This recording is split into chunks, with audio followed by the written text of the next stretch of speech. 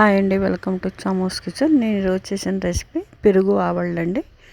1/2 kilo మినపప్పు తీసుకున్నాను, 3 పెరుగు ప్యాకెట్లు తీసుకున్నాను, 1/2 లీటర్వి. పచ్చిమిరపకాయలు మీ కారానికి సరిపడినన్ని, అల్లం కూడా మీకు ఎంత కావాలో అంత తీసుకోండి, కొంచెం తురుముకోండి, ముక్కలు చేసుకోవద్దు. కొత్తిమీర, కరివేపాకు మీకు తెలిసిందే.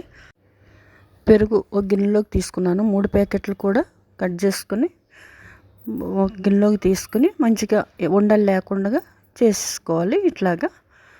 ఇప్పుడు ఒక గిన్నె పెట్టుకుని ఆయిల్ పోసుకుని శనగపప్పు వేసుకోవాలండి.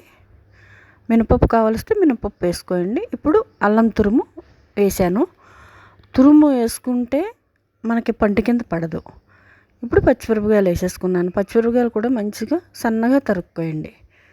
ఇప్పుడు మనకి పెరుగులో కొన్ని నీళ్ళు పోసుకోవాలండి.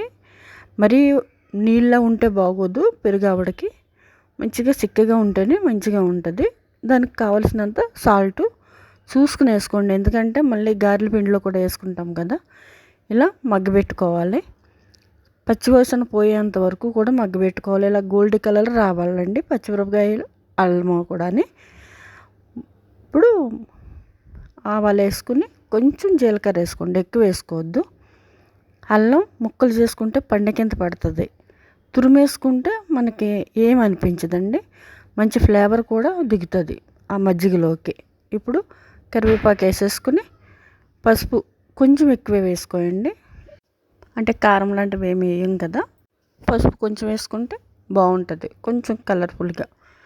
ఇలా మంచిగా మగ్గబెట్టి వేసుకుని అన్నీ వేపేసుకుని పక్కన పెట్టుకోండి. ఇప్పుడు పిండిగా మిక్సీ అంటే మిక్సీ, లేకపోతే గ్రైండర్ ఉంటే గ్రైండర్లో రుబ్బుకోండి. ఇప్పుడు చల్లగా అయింది మజ్జిగలో పోసేసుకోవాలండి. చల్లగా అయిన తర్వాత పోసుకోండి, వేడివేడిది పొయ్యొద్దు మజ్జిగలోని. ఇప్పుడు సన్నగా కట్ చేసుకున్న కొత్తిమీర వేసేసుకోండి. ఏదైనా సరే దీంట్లోకి చాలా సన్నగా కట్ చేసుకోండి, అప్పుడే బాగుంటుందండి. ఇప్పుడు మూకుడు పెట్టుకొని ఆయిల్ వేసుకోవాలి. గారెలు చెప్పనవసరం లేదు, గారెలు మంచిగా వేపేసుకోవాలి. వేపేసుకుని చిన్న టిప్ అన్నాను కదండి, అది చెప్తాను మీకు.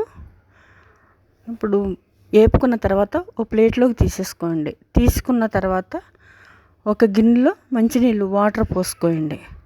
వాటర్ పోసుకుని పక్కన తీసి పెట్టుకున్నాం కదా ఇలా ప్లేట్లోని, అది ఒక్కొక్క గారి కూడా వాటర్లో అటు ఇటు తిప్పుకోవాలి. తిప్పుకుని అప్పుడు మజ్జిగలో వేసుకుంటే ఇలా అండి. కొంచెం చెప్పటం ప్రాసెస్ ఎక్కువ ఉన్నదని నేను ముందు నుంచి చెప్పాను. ఇలాగ అటు ఇటు గారి తిప్పుకుని కొంచెం అలా ఉంచుకున్న తర్వాత మజ్జిగలో వేసుకుంటే ఆల్రెడీ అది చెమ్మగా అవుతుంది కాబట్టి మజ్జిగ అనేది మంచిగా లోనకి పీల్చుకుంటుందండి.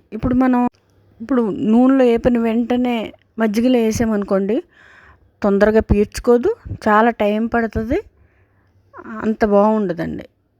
ఇలా నీళ్ళు వేసుకున్న తర్వాత మజ్జిగలో వేసుకుంటే చాలా బాగుంటుందండి.